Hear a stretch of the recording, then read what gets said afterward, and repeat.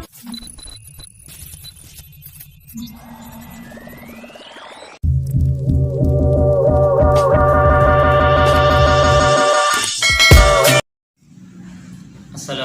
warahmatullahi wabarakatuh. Waalaikumsalam warahmatullahi wabarakatuh. Alhamdulillah. Wassalatu wassalamu ala man la nabiyya ba'dah wa ala alihi washabihi wa mawalah. La haula wala quwwata illa billah. Amma ba'd. Kaum muslimin muslimat yang dirahmati Allah, pada kesempatan kali ini saya ingin menyampaikan sebuah kisah yang mudah-mudahan kisah ini bisa menjadi inspirasi kita untuk mengikutinya. Sebenarnya kisah ini sudah banyak yang menyampaikan, terutama di media sosial baik lewat video maupun lewat tulisan, yaitu kisah inspiratif tentang dahsyatnya istighfar. Kisah ini terjadi di zaman dahulu, yaitu Imam Ahmad rahimahullah.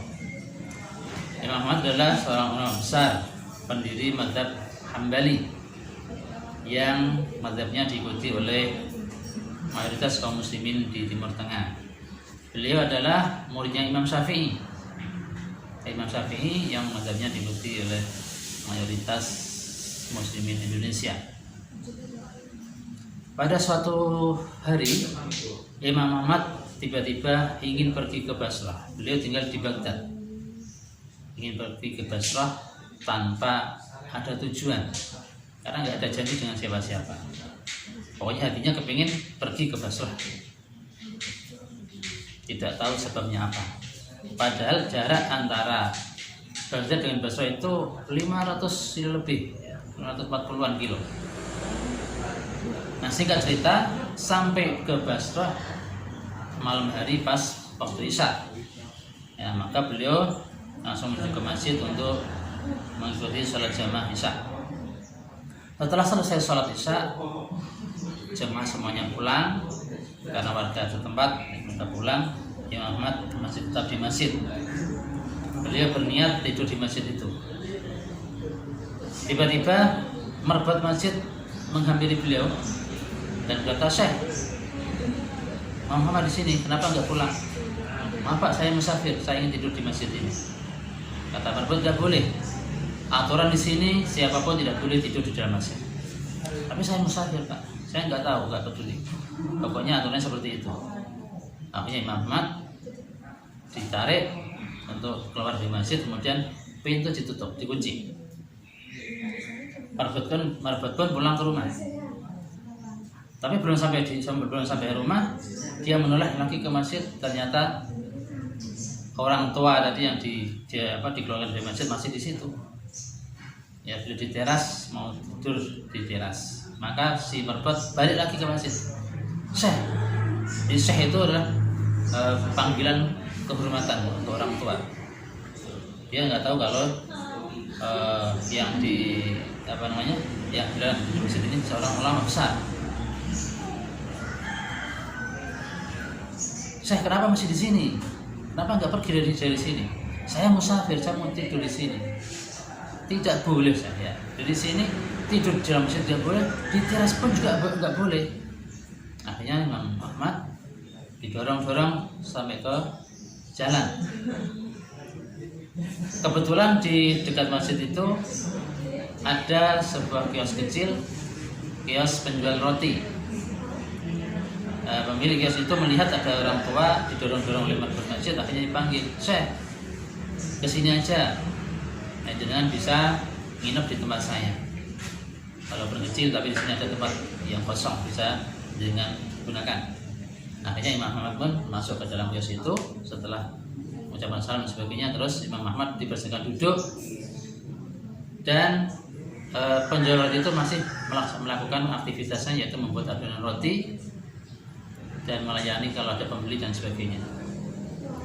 Imam Ahmad selalu memperhatikan apa yang dilakukan oleh tukang roti itu. Dia selalu membaca istighfar tak henti-hentinya. Astagfirullah, astagfirullah, astagfirullah. Ya, sambil mengadu-adu, sambil memecah telur dan seterusnya, selalu membaca istighfar. dia hanya menjawab kalau Imam Ahmad bertanya dia jawab. Kalau Imam Ahmad tidak bertanya apa-apa, dia selalu baca istighfar. Nah, akhirnya setelah malam waktu tutup, maka kita tutup, kemudian Imam Ahmad berbincang-bincang dengan tukang roti itu. Dalam perbincangan itu Imam Ahmad bertanya, Pak, ini sama-sama tuanya, Imam Ahmad sudah sepuh, tukang roti itu juga sudah sepuh. Saya perhatikan tadi Bapak selalu membaca istighfar. Iya. Ya. Sejak kapan Anda membiasakan istighfar ini? Wah, sudah lama Syekh. Saya berjualan roti ini sudah 30 tahun. Ya, sejak itulah saya membaca istighfar terus. Kemudian apa hasilnya? Apa manfaat yang Anda rasakan dengan selalu membaca istighfar? Jawab tukang roti itu, alhamdulillah semua keinginan saya, semua hajat saya terpenuhi oleh Allah berkat istighfar. Ya. Kemudian tukang roti itu melanjutkan, hanya satu permohonan saya yang belum dikabulkan oleh Allah. Karena penasaran, maka Imam Ahmad bertanya, apa yang satu itu? Kata tukang roti, saya berharap memohon pada Allah supaya Allah mempertemukan saya dengan Imam Ahmad, seorang ulama besar yang menjadi idola saya. Jadi saya memohon pada Allah supaya sebelum saya meninggal bisa bertemu dengan Imam Ahmad. Jadi satu keinginan itulah yang belum dikabulkan oleh Allah. Mendengar jawaban itu, maka Imam Ahmad langsung takbir, Allahu Akbar. Ternyata jauh-jauh dari Baghdad saya datang ke sini, kemudian saya diusir-usir oleh tukang marbut masjid. Ternyata gara-gara istighfar jenengan. Nah, maka tukang roti itu langsung memeluk Imam Ahmad. Ya, karena sudah bertahun-tahun dia berdoa kepada Allah supaya dipertemukan Imam Ahmad. Ternyata Allah malah mendatangkan beliau, seorang ulama besar jauh-jauh dari Baghdad yang jaraknya 500 kilo lebih, hanya karena istighfarnya seorang tukang roti. Nah, dari cerita ini kita bisa mengambil ibroh, ya, pelajaran bahwa istighfar itu luar biasa. Maka apapun keinginan kita, terutama para santri yang ingin mendapatkan ilmu yang barokah, yang ingin mendapatkan rezeki, apapun dengan kebutuhan keinginan kita, istighfar. Ya, tapi istighfarnya jangan musim-musim aja, tapi terus seperti kita lakukan tadi. Sebagaimana sabda Rasulullah SAW, man lazim al-istighfar ja'ala Allahu lahu min kulli dhiqin makhraja wa min kulli hammin faraja wa razaqahu min haitsu la yahtasib.